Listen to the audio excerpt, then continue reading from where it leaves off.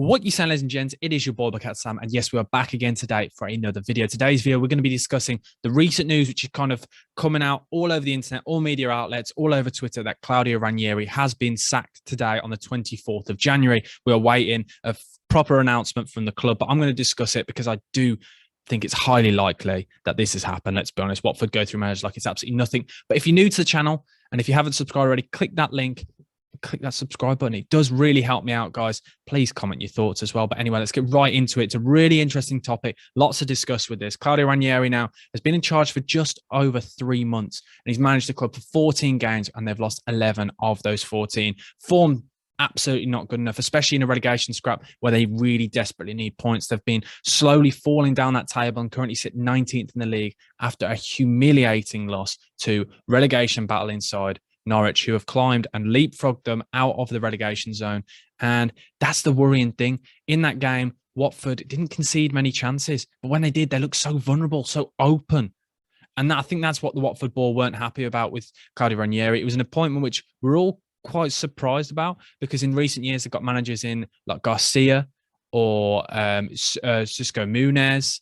It's really or Marco Silva, left field appointments where you thought, okay, I don't really know much about this manager. Whereas with the Claudio Ranieri appointment, it was a manager obviously we knew about. He's got Premier League experience, and it hasn't worked out. It didn't work out with Nigel Pearson when they got managers with experience. So I think most likely they'll be going to a manager elsewhere because it hasn't worked out. And that's the thing. It was an interesting thought when he did get linked with a job, because Claudio Ranieri, it's not somebody you think instantly of, okay, this guy knows what to do in relegation battles. He's been managed clubs like Chelsea, and he's managed clubs like Leicester when they were on the rise. So it was a really interesting fit, and it just hasn't worked out. As I said, they're a side which really like to go forward, really like to attack, because they have got players to do so. They've got Moussa Sissoko, oh my word, I always struggle with that name. We'll just say Sarr, Josh King, Dennis. They've got some really nice attacking players, and they were really playing some expansive football, but defensively it just wasn't good enough. And to really stay up in the league, you can't just rely on your attack. It's most importantly, you've got to keep those goals out,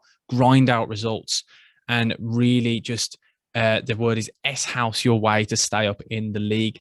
And they just weren't doing it. They just didn't look strong enough in the back and defensively. And I think that is why they've sacked him, because it is really interesting. Obviously, the next game is on the 5th of Feb against other relegation battle inside, the only side below them in Burnley, who have got 2 games in hand on them and 2 points behind. That game is a huge game. And quite clearly, the Watford board aren't happy with Claudio Ranieri because they've got a 2-week break now.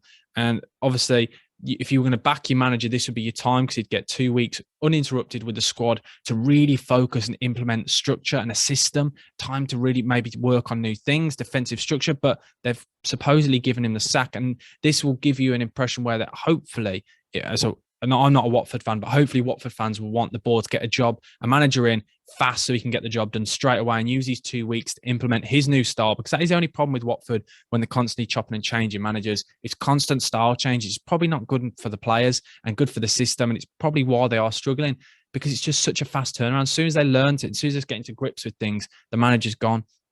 But the manager online, where it's circulating his favourite for the job already, when it hasn't even been confirmed, which is looking like it's going to be confirmed, is Diego Martinez, a former Granada manager who's out of a job, a manager who reports online is very defensively sound kind of manager, a very astute manager. So it wouldn't surprise me if that was the appointment. Other than that, I can't really find out any more information. But yeah, that's what it's suggesting. Apparently, he's highly regarded by the Watford owners. There we go. Simple as that. There's not much else I can really discuss about that. But it would really surprise me if someone would take this job. I don't see this. Yes, the Watford team is great. As I said, there's some really good players, some really experienced players in that side. When you've got Craig Cathcart, Tom Cleverley, Moussa Sissoko, Josh King, the structure, the spine of that team is very strong. But it's just not gelling. Something's quite clearly is not going right in this squad. And not only that, their run and their form and the fact they're in a relegation battle with a board that will potentially sack you if you don't get results instantly.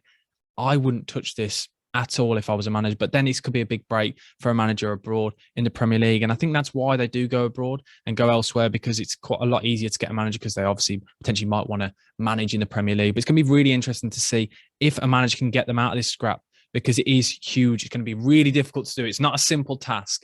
But personally, I think with this new manager, it's all riding on that game against Burnley. I cannot highlight how important that game is, because obviously they've just played Newcastle and Norwich, and between the 2 games, they've only got 1 point. That's not good enough because those games are huge. Those are games you have to get results from. Draws aren't good enough. You need to win those kind of games, especially when you're not beating sides that higher up in the table. And that's the worrying signs for Watford. Their form needs to change fast. But we are at the end of Jan, so it's leaving it late, but there is still a chance. Watford could still stay up because, as I said, they've got really good attacking threat. That front three can get them goals. It's just where they can become more assured at the back. So I'm going to safely say at the moment, the current standpoint is I believe Watford will get relegated. But as I say, anything can change depending on this managerial appointment and how it all goes and how it works out. I know it's really a cop-out, but that's personally what I think. So do you know what I'm going to say? I believe Watford will get relegated. But I do hope things do change around and the Watford board get things done fast and as fast as possible, because I know the Watford fans are starting to there's a bit of unrest in the camp as they're getting annoyed that the football's not good enough and they're not sticking and backing managers. It's too chopping and changing. I know the fans are unhappy. But let me know, guys, whether you believe Watford will stay up this season.